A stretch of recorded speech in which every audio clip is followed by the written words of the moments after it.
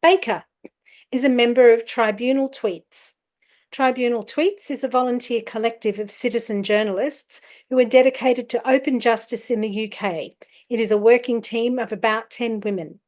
They report via live tweeting on cases that focus on freedom of speech and belief, often but not exclusively touching on gender ideology.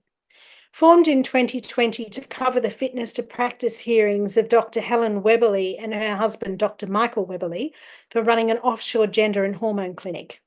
Their unique form of reporting caught on, and they covered what are now well-known cases in gender-critical circles. Maya Forstater, Alison Bailey, Ros Adams, and Edinburgh Rape Crisis Centre. Tribunal Tweets has also cooperated with Women in Australia to help capture reporting on Tickle and Giggle, Lesbian Action Group and the AHRC, and a great resource of press for Deeming and Pursuto. Tribunal's tweets have about 40,000 followers on 2 Twitter accounts and approximately 10,000 followers and subscribers on Substack. The free speech and gender critical legal community in the UK believes that we have been instrumental in piquing large swathes of the public to the real life implications of gender ideology in the workplace, in political parties, and in public life. Baker retired after a successful professional career in 2018. This was not her plan for retirement, but it is work that needs to be done. So, and now I would like to introduce our speaker. Baker, please go ahead, Baker.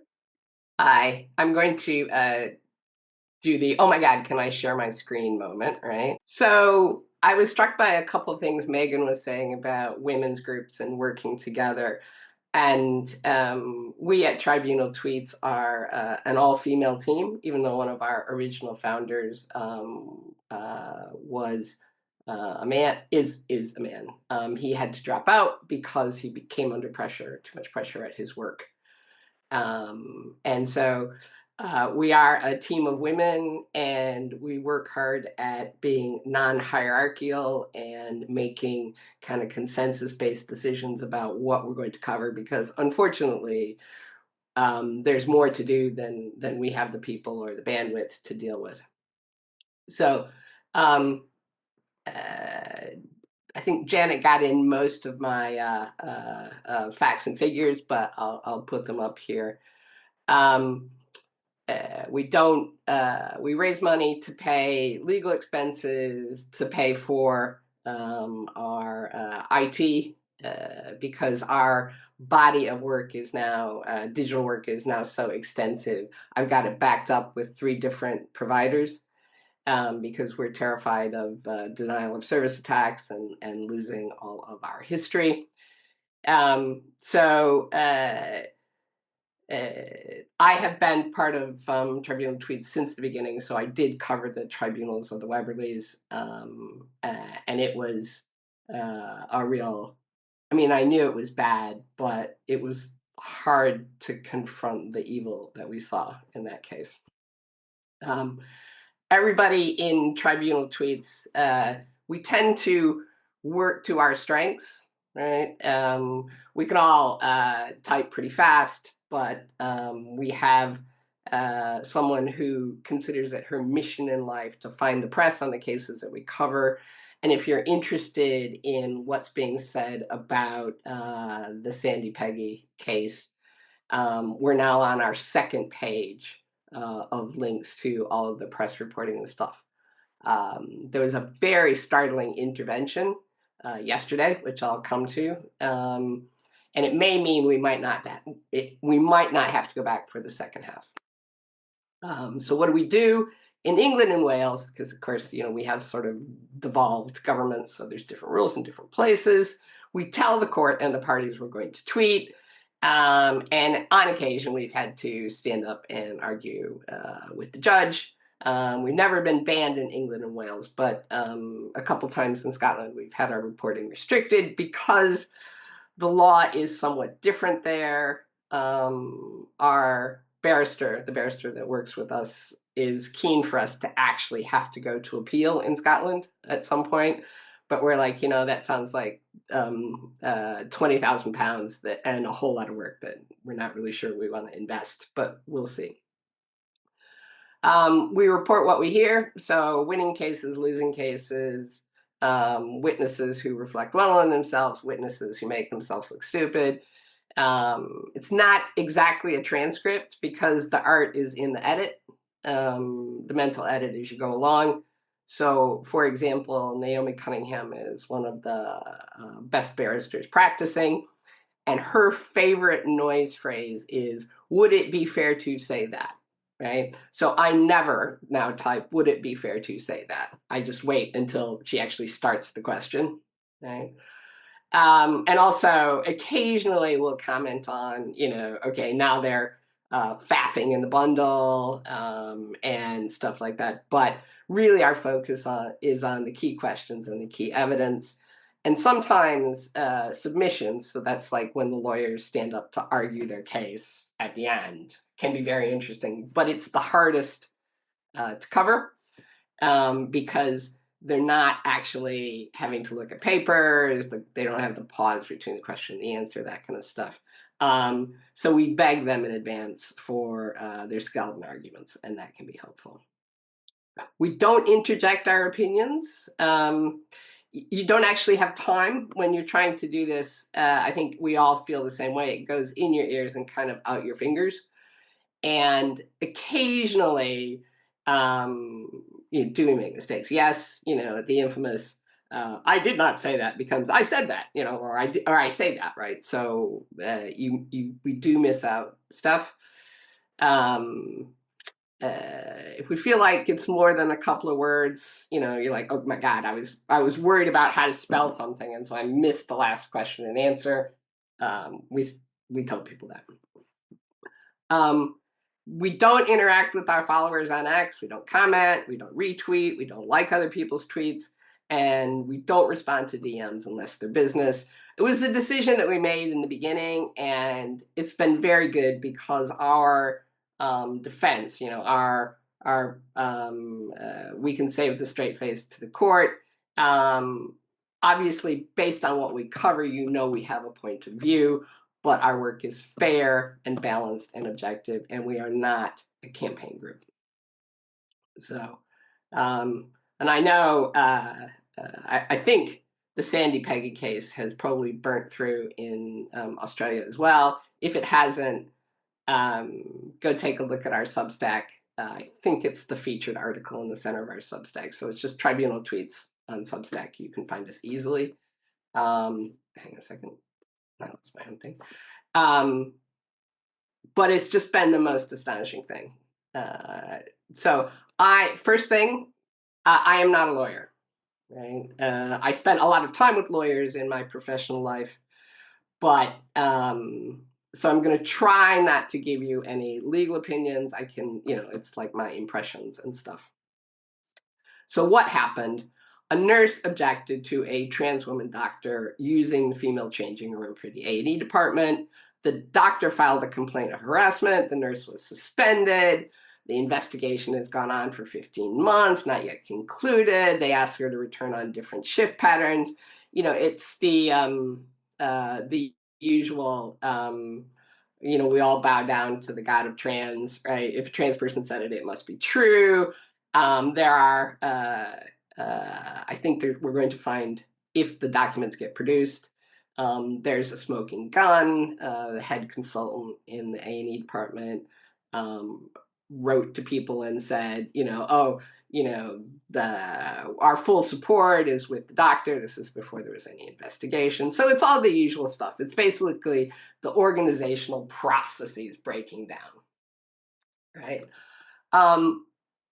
And something that's probably important, and we actually tell both litigants and sometimes lawyers this, the point of a tribunal, right, is not, an employment tribunal in particular, is not to referee the workplace argument, right? Yes, trans women are women. No, trans women aren't women, right? That is not that is not what the tribunal is there to do. The tribunal is there to say, did the organization follow its processes and treat the employees fairly, right? So it's one of the things that we see that's pretty common across the tribunals that we've covered is that the organizational processes just seem to break down, right? Okay. So one of the things about Peggy that was unusual to us in our experience is that the doctor was actually named as a respondent. Usually it's just the organization, right? The interesting thing is, and I think this may prove to be an issue, is that there's only one set of lawyers. So the solicitor, the instructing solicitor, is an NHS employee, he's a full-time solicitor for the NHS, and there's one barrister. Um, Also, not to be repeated, the barrister is very much committed to the trans cause. There's also this myth in the UK that it's a kind of a cab rank, and if somebody comes along and asks you to represent, your chambers put you forward, you have to do the case. In fact, we see the same barristers, and that happens on both sides. But the assumption that the interest of the doctor and the interest of the hospital are aligned is the thing that underpins sole representation. And I think that might not prove to be the case. Anyway, so the respondents applied to have the entire hearing in private. And if that wasn't granted, then anonymity for the doctor and the key witnesses. Right? These applications were denied. This has all been going on for me. I think I started corresponding with the tribunal and writing submissions and appearing at hearings and stuff like that in early September. Right. So where are we today? We've had, it was scheduled for 10 days. I thought it was never realistic. It was going to go 10 days. They ran out of time. That's called part heard in legal speak. Right. Then, of course, you need to get all the same barristers and judges, and it's a panel of 3 judges. So it's a judge and 2 lay members. You have to get everybody in the same room again, and they've decided they need another 2 weeks. That's July. Do we get to July? I don't know, and I'll come back to that. So there's various legal things going on between now and then. The claimants are looking to add another respondent. That would be the A&E doctor who nailed her colors to the mast, if you will. They've also asked for the doctor's phone because one of the things that was appeared in evidence was the doctor made notes on his iPhone after Nurse Peggy saw him in the changing room and left and went and stood outside. She did that twice. And waited till he came out, right? So he made notes on his iPhone about this. So the claimant wants to have that portion of the doctor's phone forensically examined, and I assume they want to look at metadata and when stuff was edited and things like that. So are they genuinely contemporaneous, or do they does the dates and stuff indicate late editing or animus? I don't know, but I think that's probably what they're looking for. And then the disclosure, the production of documents. Tribunals aren't like, you can't just, the claimant can't issue a subpoena for anything and everything without being very, very specific. But anything that the respondents rely on, they can then seek, any part of the story that the respondent tells, they can then look for the documents that are evidence of that story. All right. On the other side, the respondents are looking to reduce the documents required, again, right, under the judge's original order, which the claimant says wasn't complied with. And they're probably going to seek to try and ban us. This will be their 3rd attempt, by the way, to try and get us ejected. So yeah, as I said, I've been working on this since September. My husband described corresponding with Edinburgh Employment Tribunal as my current hobby. And I have a barrister who actually yells at me when I'm not quick enough to do stuff. I'm like, nobody's paying me. I'm a grandma. I have other interests. Anyway, so there are moments when you're like, really, can we just give this a rest?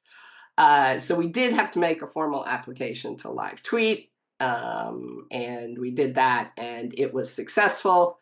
Um, so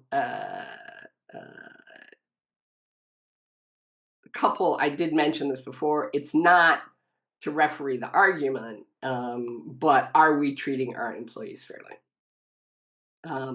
So the relevant legislation is not only the Equality Act, because it does apply, but there's workplace legislation from 1992 that sets out requirements to provide single-sex provision for employees, right? And basically, you either have to have, I mean, if you have 2 employees, probably not an issue, but if you require employees to change at work, which of course in hospitals you do for infection control purposes, then you have to provide single-sex changing rooms, or you have to say, okay, from 3 to 4, the men use it, and from 4 to 5, the women use it. So it has to be either separate facilities or facilities that have, are only available to certain sexes at certain times.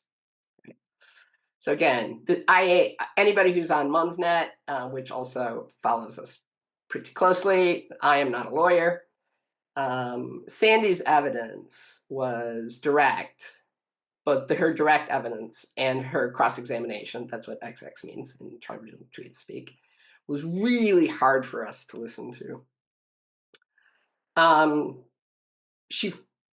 Why did she finally say something to the doctor, right? Because she's menopausal and she had one of those kind of explosive periods, and she was convinced she had bled through her scrubs, and she's standing there in the changing room waiting to clean herself up. And and that's when she finally apparently that's her description of why she finally said something. And also, she talked about, sexual assault when she was a teenager by her GP.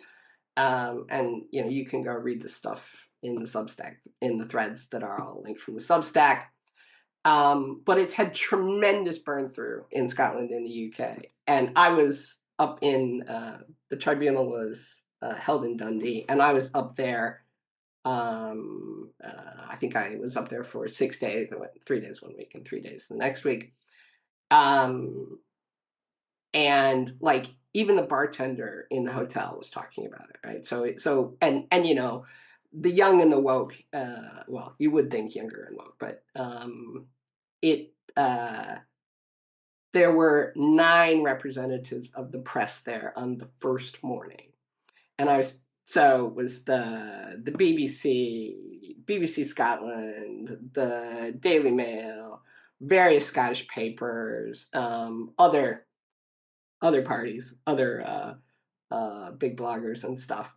And the guy from the BBC, and I think it was ITV Scotland, said to me, he said, it was the fact that they tried to have it held in private, right? Or like, he said, we thought it's going to be completely mental, right? It's going to be a circus. But what it has done is it really brings home the practical consequences of gender ideology.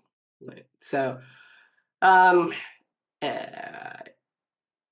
we had the whole thing. They set up a video conference observation. It got overwhelmed and crashed. And the judge said, right, we tried that. We're not doing that anymore. The only people who have access to the video conference are the accredited press and tribunal tweets. So there you go.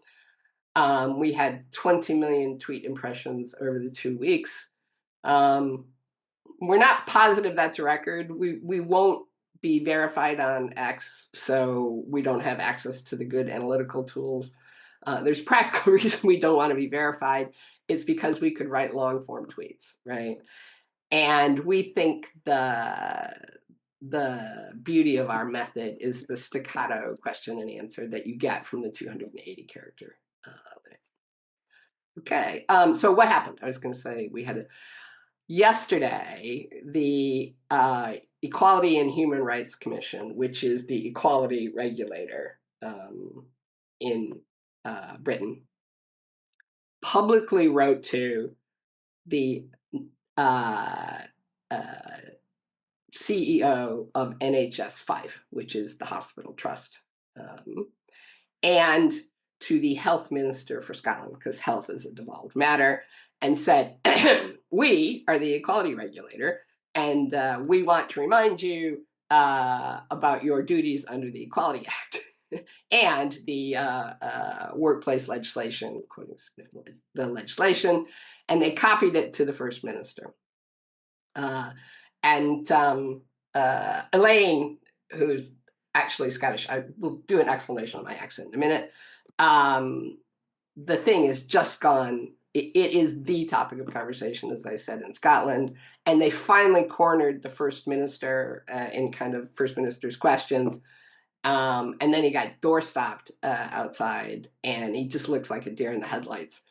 So gender ideology played a significant role in the downfall of Nicola Sturgeon and in Humza Yousaf, her successor. So here on Turf Island, we're hoping for a hat trick. We might get rid of another one.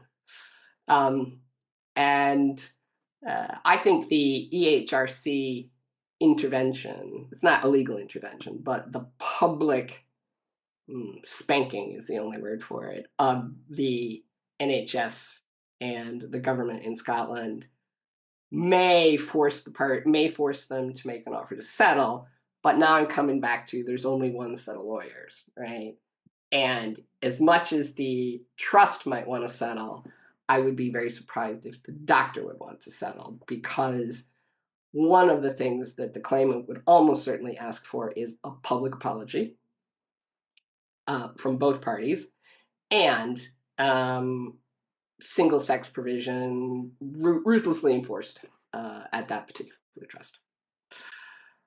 So, American accent. All right, I'm married to an Australian, 37 years. It was a fork in the road, which you don't see coming. And we have been here in the UK since 1998. And I can remember that because that's when our youngest son was born.